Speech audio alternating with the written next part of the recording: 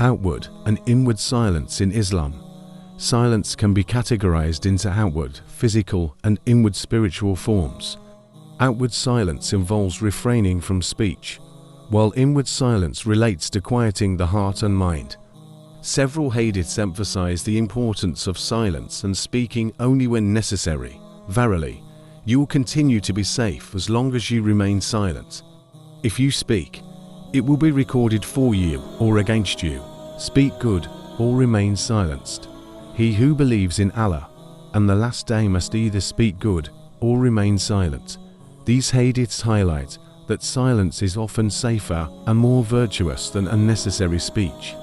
The Prophet Muhammad also said, "Whoever believes in God and the last day should speak a good word or remain silent." This teaching encourages Muslims to be mindful of their words and only speak when they have something beneficial to say. Silence is viewed as a form of wisdom and self-control in Islam, not as a weakness.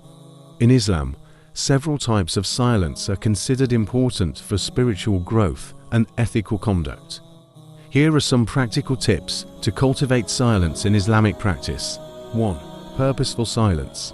This involves refraining from unnecessary speech to avoid sins associated with the tongue, such as backbiting, lying, or harmful talk. 2. Reflective silence. This type of silence allows for contemplation, meditation, and remembrance of Allah. It is practiced during acts of worship like prayer, fasting, and listening to Quranic recitation.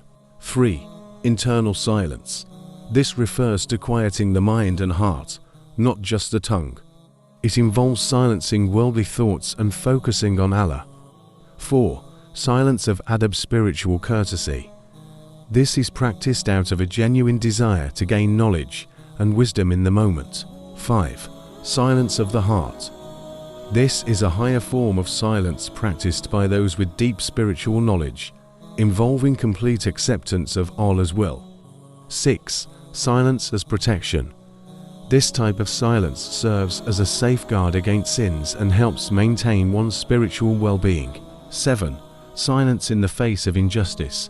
While Islam generally encourages speaking out against wrongdoing, there are situations where silence may be permissible or even obligatory, depending on the circumstances. These forms of silence are valued in Islam as they contribute to spiritual enlightenment, self-discipline, and closeness to Allah.